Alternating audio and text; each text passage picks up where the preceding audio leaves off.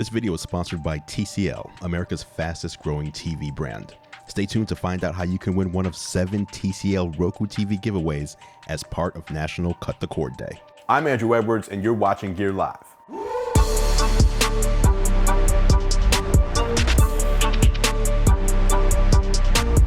One of the big Xbox announcements Microsoft made at E3 2019 was that Project xCloud will be available as a public beta this October. I was able to go hands-on with xCloud at E3, and in this video we talk about if Xbox game streaming lives up to the hype. What's going on, Tech Squad? Andrew Edwards here, editor-in-chief of GearLive.com. As I mentioned, today I am talking about my impressions of using the streaming Xbox service, Project xCloud. If you're unaware, xCloud is Microsoft's cloud-based Xbox game streaming service, which allows you to play your Xbox games on the go on devices like your PC, smartphone, tablet, and likely even smart TVs and set-top boxes like the Apple TV as well. And as I mentioned, I was able to go hands-on with Project xCloud, and I must say, going in, I was especially skeptical. I've used cloud gaming systems in the past. I don't even remember the name of all these.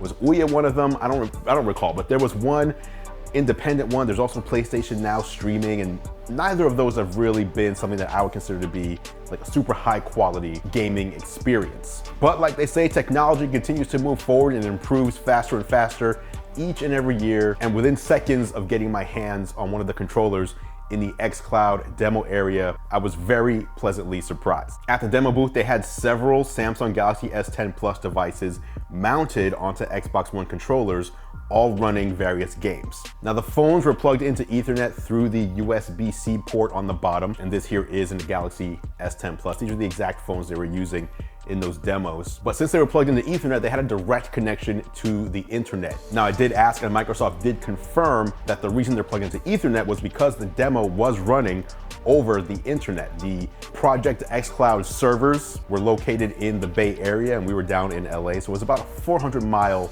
separation between where the servers were and where we were playing the games. By the way, just so you know how it works, in the data center there are server farms, and each server holds 4 Xbox One S motherboards in them for streaming the games. So developers don't have to worry about their games running on some new server hardware. They're just running on Xbox One S consoles, or at least they are for now, probably until Project Scarlet launches, in which case they're gonna need some Scarlet consoles in those servers as well. So I was able to try Halo 5, Gears of War 4, and the recent Tomb Raider game, and all of them performed really well.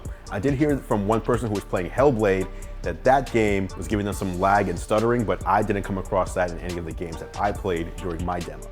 All right, before we move on to my hands-on impressions of xCloud, I want to give a big shout out to this video sponsor, the maker of some of the best gaming TVs on the planet, TCL. TCL is celebrating July 7th National Cut the Cord Day with 7 days of major giveaways, starting with a 49-inch TCL 4 Series Roku TV with Moku Blade Premium antenna, all the way up to a 75-inch TCL 6 Series Roku TV with TCL Alto 7 Plus soundbar, Mohu Blade Premium, Tableau Dual Light DVR, and gift cards for YouTube TV, Showtime, and Fandango Now. If you're ready to make the break from cable, celebrate Cut the Cord Day by making the switch to a TCL Roku TV.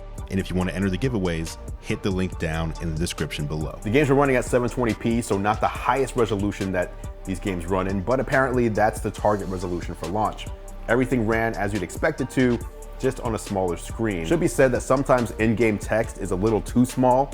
Not that you have bad eyesight and can't read it, but the games are expecting to be run on a big TV, and now you're shrinking everything down. There are some elements that sometimes are just so small, you don't even know that it's there.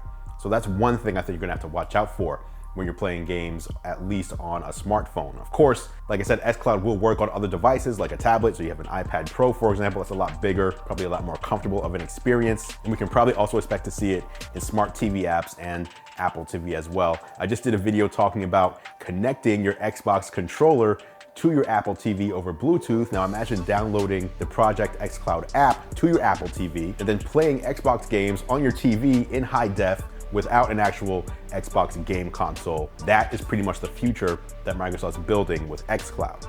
Now, one thing that surprised me was that when the demo area got really crowded, the staff took out several more controllers with the Galaxy S10 devices on them and handed them out to people to try, but these were completely wireless without that Ethernet connection. So in other words, I was thinking they were plugging it into Ethernet because the Wi-Fi would probably show the weak spots of Project xCloud, but then they took out a bunch of wireless ones.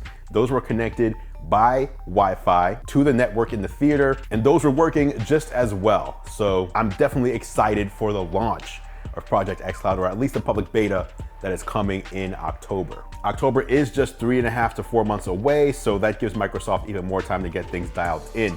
The beta is going to help them discover more issues that need to be fixed prior to the official launch. And if you own an Xbox One, you're actually able to use that as your own private xCloud server for free. So you would not need to pay a fee to Microsoft to use your own Xbox as an xCloud server. However, if you don't own any Xbox hardware, you'll still be able to use Project xCloud simply by paying Microsoft, I'm assuming, a monthly fee in order to access their Xboxes that they have in the cloud. Either way, high quality mobile game streaming is coming, and it's coming soon thanks to services like Project xCloud and Google Stadia as well. I'm curious what you guys think about mobile gaming and game streaming in general. If you have any thoughts, drop them down in the comments below. I'll meet you there for further discussion. Please do drop a like on this video if you enjoyed it. Oh, and by the way, speaking of mobile gaming and the Xbox, I just did a video showing how to connect your Xbox One and your PlayStation DualShock 4 controllers using Bluetooth to your iPhone, your iPad, your iPod Touch, and your Apple TV. So if you want to learn how to use your favorite game controller with your favorite games on iOS, there will be a link down in the description below along with the card up here to make it easy for you to find that video. Don't forget to hit that subscribe button along with bell notification in order to stay up to date on all future releases here on this channel. Thank you so much for watching, guys. I'm Andrew Edwards, and I will catch you in the next video.